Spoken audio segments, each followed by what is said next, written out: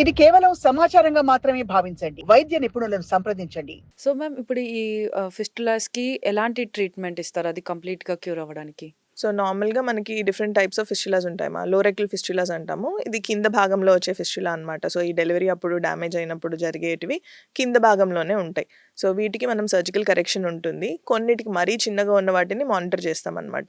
But still ఏదైనా leak ఉంది అంటే మాత్రం ఖచ్చితంగా దాన్ని ట్రీట్ చేస్తాం. హై ఫిస్టులాస్ ఉంటాయి. వేర్ మనకి కొన్ని సార్లు అంటే సర్జరీ మూలంగా వచ్చే ఫిస్టులాస్ ఉంటాయి. సో అలాంటి వాటికి ఈవెన్ మనం ఏదైతే ఇంటెస్టైన్ అంటాము, which is the food pipe.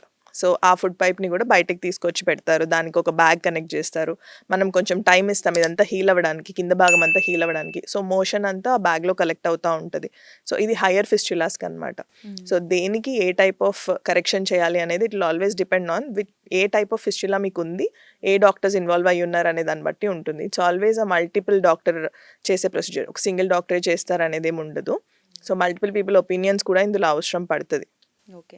So ma'am కొన్ని సర్జరీస్‌కి ఇప్పుడు లాప్రోస్కోపీ అనేది కూడా యూజ్ చేస్తున్నారు. సో ఇప్పుడు ఈ సర్జరీస్‌లో లాప్రోస్కోపీ యూజ్ చేసి చేయొచ్చా? సో హయ్యర్ ఫిస్టులాస్కి లాప్రోస్కోపీ వాడతాము. సో లాప్రోస్కోప్ అంటే ఏంటి అంటే చిన్న కెమెరా ఉంటుంది. ఆ కెమెరాని మీకు పొట్టలో నుంచి పెడతామన్నమాట. సో బొడ్డు దగ్గర ఒక చిన్న కట్ చేసి దాని గుండా మీకు ఒక పైప్ లాంటిది పెట్టి ఆ పైప్లోంచి మేము ఒక టీవీ స్క్రీన్ మీద చూసి సర్జరీ చేస్తాం. దీన్ని లాప్రోస్కోపీ అంటారు.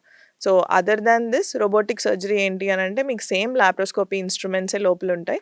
బట్ కంట్రోల్ రోబోటిక్ కన్సోల్తోని చేస్తామన్నమాట. అది కూడా రోబోట్ ఏం చేయదు, జస్ట్ ప్రెసిషన్ బెటర్గా ఉంటుంది. చేసేది సర్జనే ఉంటారు. ఇది చాలా మందికి ఆ డౌట్ ఉంటుంది అన్నమాట, రోబోట్ సడన్గా ఆగిపోతే ఏంటి అని. సో రోబోట్ ఏం చేయదండి, చేసేదైతే సర్జరీ చేసేది వాళ్ళు మనిషే. రోబోట్ హెల్ప్ తీసుకుంటాము. సో అది ప్రెసిషన్ బెటర్గా ఉంటుంది కాబట్టి దాని హెల్ప్ తీసుకుంటాం. మన చెయ్యి అయితే ఇలాగే తిరుగుతుంది, రోబోట్ అయితే మొత్తం 360 degrees తిరుగుతుంది. So that is the only difference. And ఇది same thing we can do through vagina also. So లాప్రోస్కోపీనే కింది భాగం నుంచి కూడా చేస్తాము. So this is a new modification. అంటే మ్యామ్ కొంతమందికి ఒక డౌట్ ఉంటుంది కదా, ఇప్పుడు సర్జరీ ఏదైనా కానీ వెజైనాలో స్టిచ్చెస్ మార్క్ ఉంది అని అంటే ఫర్దర్గా మ్యారీడ్ రిలేషన్కి కొంచెం ఇష్యూ ఉంటుంది అని అంటారు. So without scars surgery possible అంటారా? సో యాక్చువల్లీ చాలా మందికి తెలియదు ఏంటంటే మనం ఏ సర్జరీ చేసినా పైనుంచి చేసినప్పుడు కుట్లు కింది భాగం నుంచే ఉంటాయి అన్నమాట. అంటే మనం హిస్టెక్టమీ చేసినా కూడా స్పెసిమెన్ ఏదైతే మనం యూట్రస్ ఉంటుందో అండి, దాన్ని వెజైనా గుండానే బయటకు తీస్తాం. సో మనం వెజైనల్ సర్జరీ చేసినా, లాప్రోస్కోపీ చేసినా, రోబోటిక్ సర్జరీ చేసినా కూడా అన్లెస్ మనం యూట్రస్ని రిమూవ్ చేయట్లేదు అనుకుంటే తప్పితే, లేదనంటే కింద నుంచి వెజైనా అంటే న్యాచురల్గా మనకున్న ఏకైక ఓపెనింగ్ బాడీకి. సో అదే ఓపెనింగ్ నుంచి ఏది ఉన్నా కడుపులో ఏది తీసినా కానీ దాని నుంచే బయటకు తీస్తారు. సో నేను వెజైనల్ సర్జరీ చేయించుకోను మేడం, ఇది పెద్ద ప్రాబ్లం నాకు, నేను కింద నుంచి ఇంకేం చేయించుకోను అనేది రాంగ్ ఐడియా. బికాజ్ మీకు ఏ రకమైన సర్జరీ చేసినా కూడా అది కింద నుంచే బయటకు వస్తుంది అని గుర్తుపెట్టుకోవాలి. ఓకే, ఈవెన్ యూట్రస్ తీసినా కూడా కింద నుంచే తీస్తాం, because that is the easiest way. ఇక్కడ కింద మనం సర్జరీ చేసి పైనుంచి తీయమన్నమాట. చిన్న చిన్న పోర్ట్స్ ఉంటాయి మీకు, laparoscopy ports. Yes, what is the other option అని అంటే వెజైనల్ మోడిఫికేషన్ ఇస్ వీనోట్స్ అని ఒక కొత్త సర్జరీ.